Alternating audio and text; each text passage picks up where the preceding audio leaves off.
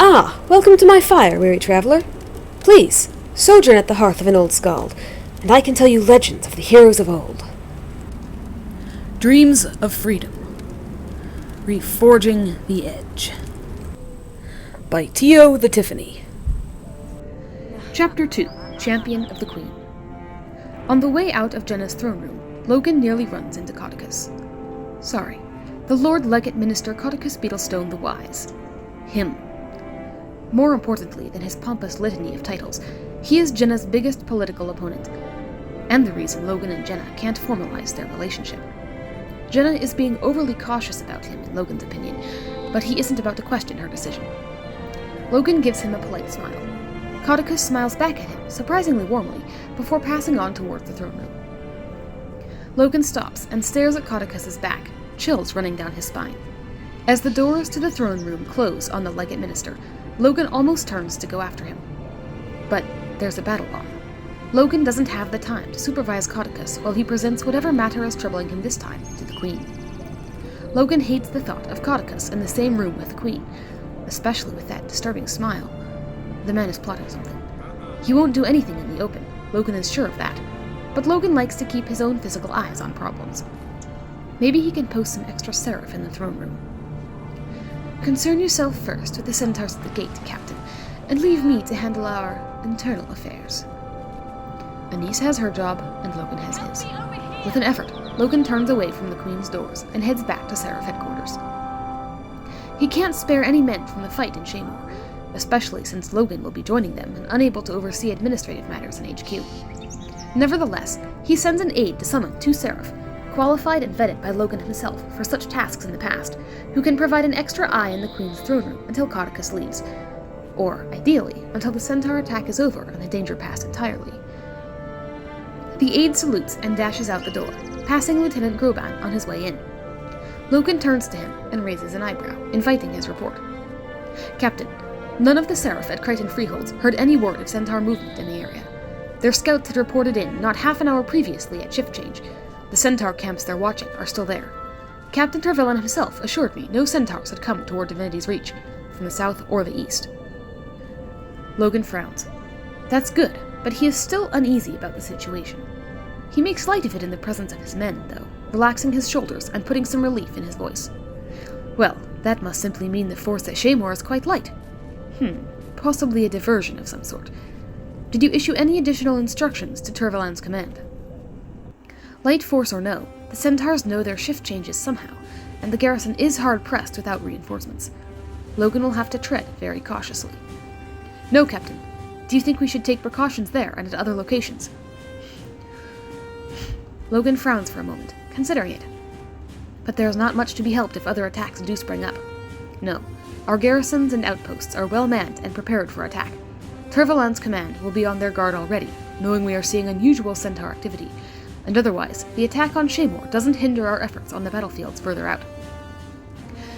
At the request of the Queen, I'm going to the garrison to coordinate the defense. You stay here and forward me any relevant reports.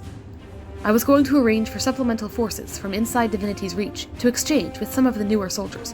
I'm giving you that task. The forces at the garrison are under-equipped to deal with the attack. We will also require additional forces to fully man the garrison for all shifts, plus some standby. Also, the centaurs have displayed a knowledge of our shift changes. There may be an information leak, so be aware of that. Logan would mention Caudecus, but all he has is an odd smile and an uneasy feeling. Plus, the minister has a history of unproven allegations, suspicions, and rumors that universally slide off Caudecus and his reputation like water off snake scales, and Logan doesn't want to wade into politics with his men right now. I'll handle it, Captain. Groban salutes. Good. This is the real reason the man never gets field experience anymore. He loves paperwork, and I prefer the field work. Logan turns and heads out the door once again. He emerges from the door of Seraph headquarters, small in comparison to the doors to Jennah's throne room right next to it, with a view of the elegant palace gardens occupying the center of the city of Divinity's reach, slowly lighting up as dusk sinks into night and the city's magical lights come out. Logan glances toward Jennah's throne room. Caudecus is likely still in there too. If Jennah's hurt, but no, Jennah is depending on him to protect her city, to prevent the centaurs from even coming close. The whole kingdom of Kryta depends on it. Jennah depends on it. Fresh determination rises within him, and Logan strides with purpose toward the edge of the palace gardens, where a waypoint, an iron-wrought sigil with a blue glow floating high above the ground, glitters in the city's magical lights. Standing beneath it, Logan calls to mind the image of the waypoint in Shaemoor, at the intersection of the village's main roads.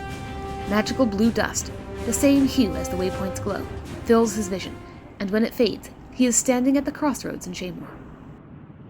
To the north, up the road, he can see the massive gates of the city. Good physical distance between here and Jennah. Westward, on Logan's left, lie the Shaemoor fields, rich farmland upon which Divinity's reach depends, and to the east, the road to Shaemoor Garrison. The Shaemoor Inn stands right across the town square, and a Seraph sergeant standing in the doorway turns to him and salutes, fist to chest. "Captain Thackeray!" "Name and rank, soldier." "Sergeant Walters, sir. I report to Lieutenant Francis." Logan nods. "At ease, Sergeant. Report on Seraph numbers and disposition." "I've set up a perimeter around the village, Captain, mostly with the recent graduates of the Academy. The more seasoned Seraph are at the garrison." Logan nods. "Good. Where is Lieutenant Francis?" "At the garrison, sir," Sergeant Walters answers promptly. "He left me in charge here at the village." Just then, another man, a middle-aged civilian, comes out of the inn. "Captain Thackeray, are we in danger?" The sergeant sighs. "I've told you, Mr. North." Logan holds up a hand to silence the soldier. The civilian needs to hear it from the living legend himself, Logan Thackeray of Destiny's Edge. His fame might have gone sour in the last few years since he became Seraph captain, but already a crowd had started gathering. "Sir," North says, straightening and meeting Logan's eye with only a trace of trepidation, "are my people in danger?" "Your people?" Logan asks, a sinking in his stomach. "I am the mayor of Shaemoor, Captain," North says, almost snapping, eyes darting to the gathered people. "My apologies, Mr. North." Logan feels slightly sick. Shaemoor is inside his jurisdiction. He should have known who North is. He should have asked his aide about that when gathering his information on the region. What a way to gain the confidence of the people, not knowing who their mayor is. He needs the confidence of the people. Without that, there's no hope of he and Jennah formalizing their relationship. And he'd just insulted their entire village. North glances back toward his people, clearly worried that if he doesn't have the respect of the Logan Thackeray, he just lost the respect of his people. But Logan knows better. The people will back their own local elected mayor above a national distant hero they've never met and to whom they can, and often do, attribute any incompetencies, failings, or insufficiencies of the Seraph, from poor legal resources to inadequate peacekeeping. He hurriedly moves on to consider North's initial question about danger. Safety procedures, of course, dictate the village should go on lockdown. Curfew, rather, this late in the evening. Logan eyes the inn the mayor had come out of. It's sturdier than other buildings, has a good vantage point on the road from the garrison, and second-story windows to shoot from if necessary. The inn could probably hold most of the village for a night. In fact, that'd be safest. Not to mention, the people would all be in one place to evacuate to the city if things get out of hand. But Logan feels the stares of the civilians on his back, civilians who would be out of home and possessions if things get out of hand. And North is still radiating a bit of self-righteous indignation. Logan had insulted the whole village, and they must be feeling it still. Logan needs the support of the people. He stiffens in determination. The only way to solve this disaster is through helping them with their disaster. Luckily enough, fighting centaurs is something Logan excels at. You and your people may be assured there are no concerns whatsoever, Mr. North. The centaurs are few and far from any other effort on their side of the war. This is probably a foolish attempt by one of their officers to do something great for recognition among their own people. Logan glances around and sees relief on their faces. They're buying it. They trust him, despite his offense. The Queen has commanded me to personally see to this battle. Be assured it will be handled safely and quickly. You have no need to worry. I'll be sure to keep the centaurs out of Shaemoor. Logan pauses, then adds to North, "If you do feel unsafe, feel free to tell your people to stay indoors. Leave the fighting to the Seraph." The crowd raises a light cheer, and North's stance relaxes immediately. "Thank you, Captain," the mayor says, looking greatly relieved. No doubt he also appreciates the delegated authority. Logan had done that on purpose, to assuage the sting of Logan's earlier disrespect. Just to reinforce it, though, Logan falls into the performance of a high-ranking, competent, and qualified military officer, and makes a solid salute, fist-thumping his chest, to North. "I have to be getting to the garrison, Mayor North. I'll see to the defense of your village." Sergeant Walters gives him a funny look. That is not the proper context for a military-grade salute, but it underscores Logan's point to the civilians quite effectively. Logan knows quite well how to perform for an audience. He is now perceived as a public servant of the people, and a nationally recognized and therefore competent one, too. Logan even turns square to Sergeant Walters and gives her a salute. "Keep an eye on our civilians, Sergeant." There, a possessive thrown in. They love that. If the women in this village hadn't been swooning for the dashingly handsome captain of the Queen's court already, they will now, tormented by the knowledge that he is good and taken. Then, he spins on his heel and marches with perfect form through the square. The civilians scatter, staring, whispering among themselves. Logan catches admiring tones, giggles, a mention of champion of the Queen, and even a reference to Destiny's Edge. That last puts a bit of a damper on Logan's otherwise cheerful mood, but he ignores the whispers with military focus and marches down the road toward the garrison, a watermelon patch to his right, and doesn't relax until he is too far from the square to be made out distinctly. Then he drops the rigid march and hurries along at a quicker pace toward the battle, albeit with a smile on his face. Shaemoor is a village that won't forget Logan Thackeray anytime soon, or his heroics. Logan wishes he could make such an impression on every village in Krita. With the support of the people, he and Jennah could conceivably defy tradition, and Caudecus, and all the nobles and ministers, and formalize their relationship. However, despite Logan's battle prowess, his poor skill at managing the civil side of the Seraph's duties, peacekeeping, judiciary, prison management and maintenance, non-criminal affairs, finances and taxes, paperwork, often earned him distrust and resentment, especially when clearly demonstrated, as he just had with North, and Logan had worried. A captain without the support and trust of the people, regardless of his actual accomplishments, would find himself working against the people rather than with them, and such a captain would, if he didn't lose his job, have to be banished to the front lines of the war and replaced. Groban probably has North's name and office memorized. Logan would probably be happier on the front lines, doing the parts of the job he enjoys and is unanimously agreed to be good at, but that would mean being away from Jennah for many weeks at a time. And, while uncustomary, it is still within reason, just barely, for Jennah to marry her left hand and top Seraph captain. Less conceivable, a mere high-ranking officer, away past Guardian's Pass.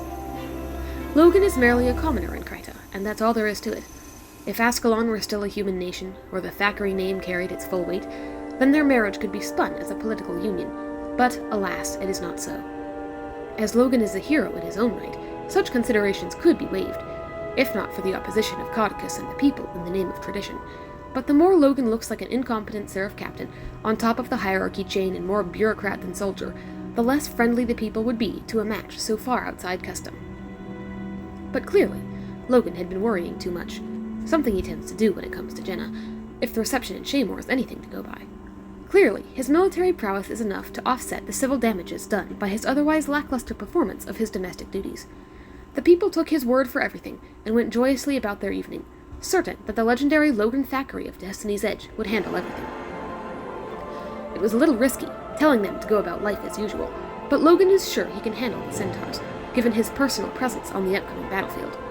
His military renown isn't for nothing, after all, and it is on his accomplishments with Destiny's Edge that he detained this position, and those skills on which he keeps it. Logan has passed the watermelon patch, and now the road runs along the top of a high embankment, the Altar Brook, more of a river at this point, running far below. Ahead, the island in the middle of the river, connected to both banks by bridges and the only way into Shaemoor and Divinity's reach, is home to Shaemoor Garrison, currently under attack by centaurs. Logan enters Shaemoor Garrison to the organized chaos of the back line of the battle, aides rushing back and forth, officers shouting, armor fighting, and men on the walls showering insults and arrowheads at their opponents on the other side. Logan breathes deeply, forgetting his worries. This is his element. This is his place. These are his people, and this is his war. This is where he shines. "Lieutenant Francis," Logan calls. Heads turn to the sound of his voice, and the activity moves, if possible, a little faster. Logan fights for Queen Jennah of Krita, for her safety, for her country, and for her love.